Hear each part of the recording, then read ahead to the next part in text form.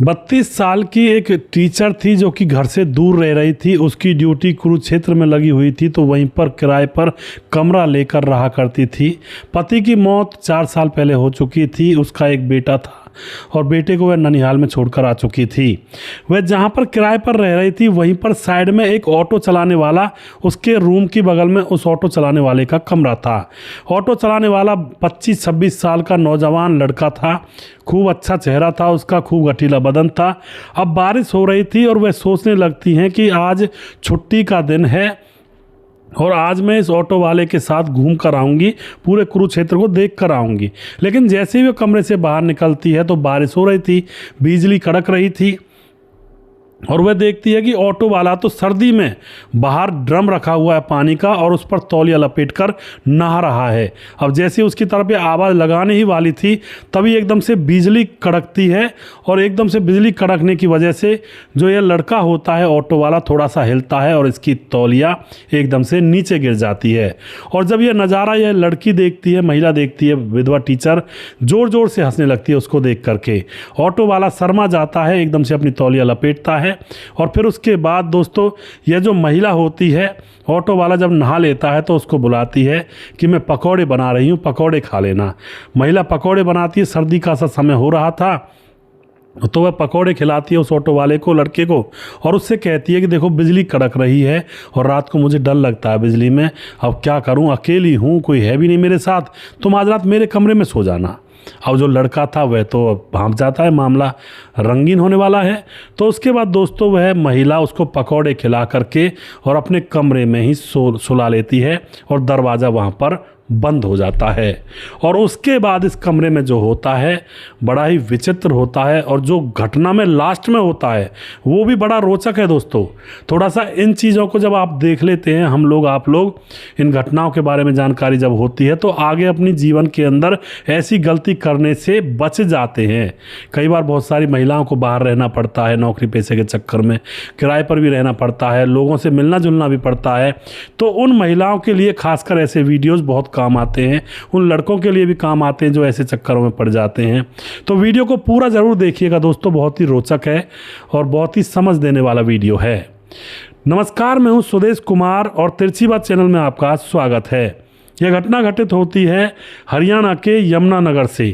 हरियाणा के यमुनानगर से, जहां पर एक वर्षा नाम की 32 साल की महिला टीचर रहा करती है और उसके पति की मौत हो चुकी है 3 साल पहले। उसका एक बेटा है 7 साल का जो कि मायके में अपनी माँ के यहाँ यानी कि बेटे की नानी के वहाँ पर छोड़ा हुआ है। अब जो वर्षा होती है 32 साल की, उसका तबादला हो जाता है कुरुक्षेत्र में। अब कुरुक्षेत्र में इसको जाना था, वहीं पर पढ़ाने के लिए रहना था, या फिर रोज़ रोज़ आती तो बहुत टाइम लगता। तो कुरुक्षेत्र पहुंच जाती है, स्कूल को देखती है और उसके बाद यही विचार करती है, अपनी माँ से कहती है फ़ोन करके कि माँ मैं रोज़ रोज़ इतनी दूर तो नहीं आ सकती, मैं ऐसा करती हूँ यहीं पर कमरा ले लेती हूँ और यहीं से अपनी ड्यूटी कर लिया करूँगी। उसकी माँ भी समझती है कि रोज़ रोज़ कहाँ घूमेगी, वहीं पर कमरा लेकर रह लेगी। तो अब ये जो वर्षा होती है अपने लिए कमरा ढूंढने लगती है। सुबह से शाम हो जाती है और शाम के बज जाते हैं 5 और 6। अभी तक इसको कोई खाली कमरा नहीं मिलता है। बड़े परेशान उदास ऑटो वाले के साथ घूम रही थी। अब यह ढाबे पर बैठकर चाय पीने लगती है। इसके साथ एक ऑटो वाला था जिसका नाम था तेजस। 25-26 साल उसकी उम्र थी, देखने में बहुत ही ज़्यादा सुंदर था, बड़ा ही गजब का लड़का था। वह ऑटो चला रहा था, उसी ऑटो में बैठ करके यह कमरे ढूंढ रही थी। अब यह रुक करके एक ढाबे पर चाय पीने लगती है, वहीं पर ये ऑटो वाला बैठा हुआ था। तब ये महिला एकदम से कह उठती है ऑटो वाले से, तेजस से, अरे भाई साहब कोई कमरा मिल सकता है क्या, क्योंकि मैं यहाँ पर कमरे ढूंढ रही हूँ, तुम्हें पता ही है, लेकिन कमरा कोई मिल नहीं रहा है। तो इतने में ऑटो वाला कह देता है तेजस कि हाँ मैडम, मेरे पास 2 कमरे हैं, एक कमरा खाली पड़ा रहता है, एक में मैं रहता हूँ, अगर वो पसंद आ जाए आपको तो आप उसमें रह लीजिएगा। मैं तो इसलिए नहीं कह रहा था कि मैडम को पता नहीं कैसा कमरा पसंद आ जाए अच्छे वाला, लेकिन मेरा कमरा इतना अच्छा भी नहीं है, उसमें कबाड़ पड़ा हुआ है। अब तो यहाँ पर वर्षा सोचती है कि अभी इस कमरे में नहीं गई तो रात में कहाँ रुकूंगी, क्योंकि महिला का रात के समय में रुकना कहीं बहुत ज़्यादा खतरनाक भी हो सकता है दोस्तों। अब वह उससे कहती है तेजस से कि चलो तुम मुझे अपने कमरे को दिखाओ। तो तेजस जो होता है ऑटो ड्राइवर उसको अपने कमरे पर ले जाता है। वहाँ पर थोड़ा सुनसान सा इलाका था। जिस जगह पर वह रहता था तेजस, वहाँ पर उसका कमरा था, उसकी साइड में एक और खाली कमरा पड़ा हुआ था और 2-4 और किराएदारों के कमरे साइड में अगल बगल में बने हुए थे। तो वहाँ ले जा करके ये अपना वो वाला कमरा दिखाता जो वैसे ही पड़ा हुआ था। उसको देख करके वर्षा सोचती है कि इसको ही सजा लूँगी और रहना ही तो है मुझे। तो वह हामी भर देती है और उस कमरे का किराया वगैरह उस लड़के को दे देती है। कमरे को वह रात के समय में तो साफ़ नहीं करती है। वह आराम से वहाँ पर चारपाई पड़ी हुई थी उस पर लेट जाती है, अंदर से कुंडी बंद कर लेती है और अपना जो सामान था बैग वैग कपड़े वगैरह उनको वहाँ पर डाल देती है। सुबह होती है तो सुबह वह उस तेजस से कहती है कि तुम ऑटो चलाने जब जाना मेरा कमरा थोड़ा साफ़ करवा दो। उसके बाद कमरे को अच्छी तरह से बाल्टियों से पानी भर भर के पहले तो धोती है। उसका जो गर्दा होता है, धूल होती है, उसको बाहर निकाल देती है। उसके बाद एक छोटी सी बाल्टी लेकर आती है पेंट वगैरह की और अंदर अंदर से उस कमरे में जहाँ पर थोड़ा सा घुन लगा हुआ था दीवारों में, रिहारा जिसको बोलते हैं, वहाँ पर पेंट वगैरह कर देती है तो कमरा एकदम से चमक जाता है। और उसके बाद वह एक बेड था जो खड़ा हुआ था, एक चारपाई थी, तो बेड को बिछा करके उसको साफ करके उसके गद्दे को धो देती है, सुखा देती है और वहाँ पर अपना जुगाड़ बना लेती है। एक चारपाई थी उसके कमरे में और वहाँ पर अपना स्टोव वगैरह जो भी जुगाड़ करना होता है उस लड़के तेजस के साथ जाकर बाज़ार में से स्टोव, छोटा सा गैस सिलेंडर, ये चीज़ें ला करके रख लेती है। तो दोस्तों अब यह वहाँ पर पूरी तरह से सेटल हो जाती है। अब क्या होता है, अब यहाँ पर ये होता है दोस्तों, जो वर्षा होती है वहीं पर रह रही होती है। वह लड़का उसकी खूब मदद किया करता है। तो धीरे धीरे कुछ समय गुजर जाता है, तकरीबन 20-25 दिन गुजर जाते हैं। तो एक दिन संडे का समय था और वर्षा सोचती है कि आज मैं इस तेजस के साथ ऑटो में बैठ करके पूरा बाज़ार घूमूंगी, देखूंगी कुरुक्षेत्र कैसा है, कुछ सामान भी खरीद लाऊंगी, शॉपिंग वगैरह कर लाऊंगी।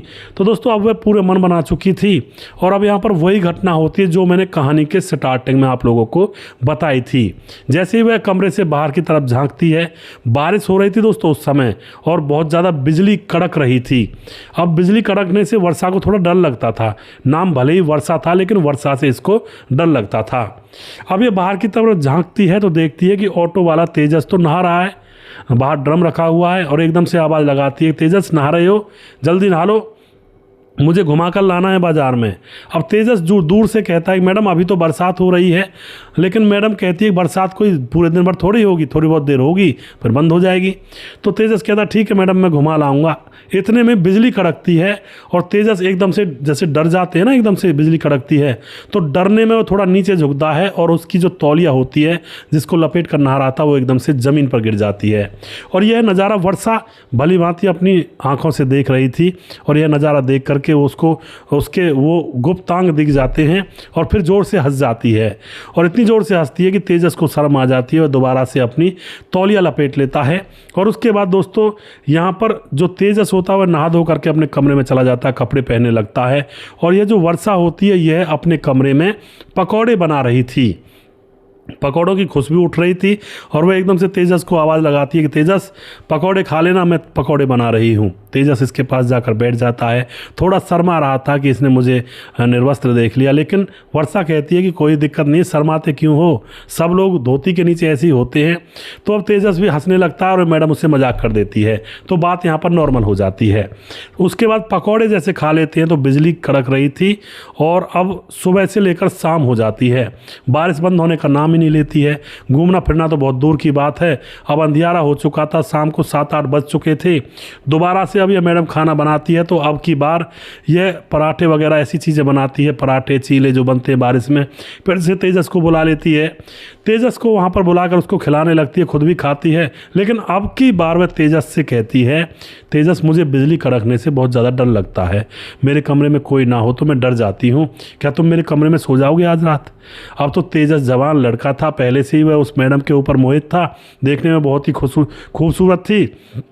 तेजस कह देता हाँ मैडम मैं सो जाऊंगा, क्योंकि तेजस वहाँ पर अकेला रहता था। उसके कौन से माँ बाप थे जो देखते तो उससे डांटते कि तू वहाँ पर क्यों सोया था। तो रात होती है और यह मैडम अब तेजस को अपने कमरे में ले जाती है और दरवाज़ा बंद हो जाता है। और दोस्तों दरवाज़ा बंद होने के बाद अब धीरे धीरे कुछ देर के बाद वहाँ पर फिल्म स्टार्ट हो जाती है और पूरी रात भर वहाँ पर फिल्म बनती है।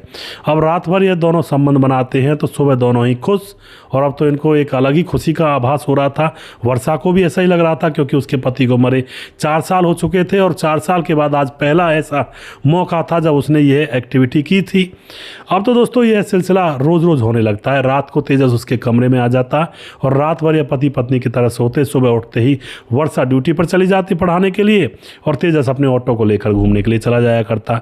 वर्षा तेजस को पैसे भी देने लगी थी कि जिससे कि ये मेरा ही बना रहे। लेकिन दोस्तों यहाँ पर एक कहानी के अंदर अब एक ट्विस्ट आता है। ट्विस्ट क्या था? जो वर्षा थी उसको तेजस के बारे में पूरी जानकारी नहीं थी। वह तेजस को भोला भाला सीधा साधा लड़का समझ रही थी, लेकिन जो तेजस था उसका एक ऐसा धंधा था जिसकी वजह से वह लड़कियों को फंसा करके उनसे पैसे हड़पा करता था। और यहाँ पर तो इसके केस में लड़की खुद ही फंस गई थी। वह लड़कियों को उस अलग से कमरे में रखता और जो उसने अलग से कमरा ले रखा था और उसके साथ संबंध बनाता और उनकी वीडियो बना लिया करता था। तो तेजस अब यहीं क्यों रुकता? यहाँ पर भी वह अपनी उसी पुरानी हरकत को दोहराता है और इस वर्षा के साथ संबंध बनाने का हर रात का वीडियो उसके फ़ोन की स्टोरेज में था, यानी कि वीडियो बना चुका था इसकी। अब तो दोस्तों धीरे धीरे कुछ समय गुजर रहे थे तो वर्षा को लगता है मैं तेजस से ही शादी कर लूँगी, घर वालों को मना लूँगी। अपना घर बसाना चाहती थी उसके साथ, लेकिन तेजस किसी और चालबाजी में चल रहा था। अब तो तेजस उससे पैसे मांगता है वर्षा से। वर्षा पैसे ही अपने आप पैसे दे दिया करती थी उसको, लेकिन तेजस बार बार पैसे मांगने लगता है। तो वर्षा कहती है अरे तुम इतने पैसे ले कहाँ जाते हो? तुम शराब वगैरह तो नहीं पीते हो रोज़ रोज़? कभी कभार का तो अलग बात है। लेकिन वह कहता नहीं शराब नहीं पीता, मुझे चाहिए होते हैं। तो एक दिन वर्षा मना कर देती है। वह मांग रहा था 12,000 रुपये। वर्षा कहती है कि अभी मेरी तनख्वाह भी नहीं आई है, सैलरी भी नहीं आई है, अभी मेरे पास जो पैसे हैं उनसे हमारा खर्चा ही बड़ी मुश्किल से चलेगा मेरा महीने भर का, तो अभी पैसे नहीं है। हाँ पैसे मिलेंगे जब मुझे सैलरी के जब दे दूँगी। कोई काम है उसको जब के लिए रोक ले, वो प्यार से कह रही थी। लेकिन दोस्तों यहाँ पर तेजस एकदम से अपना असली चेहरा दिखाता है। मैडम से कहता है कि मैडम जी पैसे तो आप दोगी, लेकिन आप सीधी उंगली से नहीं टेढ़ी उंगली से दोगी। मैडम उसकी तरफ देखती है, क्या कह रहा है तू, ऐसे कैसे बोल रहा मेरी तरफ से? तो तेजस कहता है कि ये देखो मेरे फ़ोन में तुम्हारे वीडियो हैं, जितनी भी रातें तुमने मेरे साथ गुजारी हैं उन सब के मैंने वीडियो बना रखे हैं, और अब मुझे 12,000 नहीं, मुझे 2 लाख रुपए चाहिए। अब तो ये बात सुन करके, वीडियो की बात देख करके वर्षा के तो पाँव कांपने लगते हैं कि मैं जिसको सीधा साधा समझती थी वो तो बड़ा सातिर दिमाग वाला निकला और अब 2 लाख रुपए मांग रहा है। तो वर्षा के बैंक में तो बहुत सारे पैसे थे, नौकरी बहुत दिनों से कर रही थी, लेकिन वह अपने खर्चे के हिसाब से चलती थी महीने में, और महीने का खर्चा बांधा हुआ था कि इतने ही पैसे खर्च करने हैं। अब दोस्तों यहाँ पर वर्षा उसकी बातों में आ जाती है। उससे कहती है वीडियो को डिलीट कर दे, मैं तो तुमसे शादी करने के लिए तैयारी में थी और तुम तो धोखेबाज निकले। तेजस कहता है कि मैं किस किस से शादी करूँगा मैडम, जितनी लड़कियों को मैं यहाँ पर लेकर आता हूँ सबके वीडियो बना रखे हैं मैंने और सबसे मांगता हूँ पैसे। अब तो दोस्तों यहाँ पर वर्षा उसकी चाल में तो फंसी चुकी थी और समझ चुकी थी यह कोई सीधा साधा लड़का नहीं है, यह तो एक धोखेबाज आदमी है। उसको 2 लाख रुपये दे देती है और कहती है कि मेरे वीडियो डिलीट कर दे। तेजस कहता है आपके वीडियो डिलीट कर दूंगा, चिंता मत करो, लेकिन अभी नहीं। उसके बाद दोस्तों वह 7-8 दिन के लिए चुप होता है। फिर वह 1.5 लाख रुपए मांगता है, फिर से मैडम 1.5 लाख रुपए देती है। फिर एक बार 3 लाख रुपए मांगता है, मैडम फिर से 3 लाख दे देती है।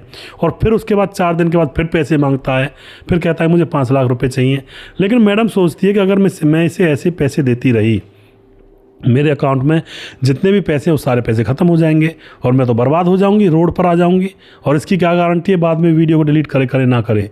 दोस्तों यह बात उसको सबसे पहले ही सोच लेनी चाहिए थी जब वह पैसे मांग रहा था, लेकिन वो थोड़ा सा ये सोच रही थी कि शायद इसको पैसे की ज़रूरत है और ये वीडियो डिलीट कर देगा, चलो इसको पैसे दे देती हूँ। अब वह वीडियो डिलीट करने का नाम नहीं ले रहा था, तो यह मैडम अब सीधा पुलिस थाने जाती है और वहाँ जाकर इंस्पेक्टर से मिलती है और सारी बात उसको एज इट इज़ बता देती है कि मैंने गलती की, मैंने गलती की और गलती से मुझसे गलती हो गई और मैंने उसके साथ संबंध बना लिया और उसने मेरे वीडियो बना लिए, और कह रहा है कि कई लड़कियों के साथ ऐसा कर चुका है और मुझसे कई लाख रुपए उसने ऐंठ लिए हैं। पुलिस दोस्तों तुरंत एक्शन लेती है, क्योंकि इस मामले में मैं आपको बता देना चाहता हूँ, किसी भी बहन बेटी के साथ अगर कोई ऐसी घटना हो जाए ना, कोई वीडियो बना ले और उसको वायरल करने की धमकी दे, सबसे पहले तो अब ऐसे वीडियो वायरल होते ही नहीं हैं। ना फेसबुक पर डाल सकते आप, ना यूट्यूब पर डाल सकते, उनको तुरंत फेसबुक देखते ही उड़ा देता है 2 सेकंड के अंदर। तो वायरल कहाँ करेंगे? हाँ, व्हाट्सएप पर भले ही भेज दे, लेकिन उस लड़के के पास तो उस मैडम के रिश्तेदारों का व्हाट्सएप नंबर भी नहीं था, वो कैसे भेजता कहीं पर? तो इन चीज़ों से डरे ना।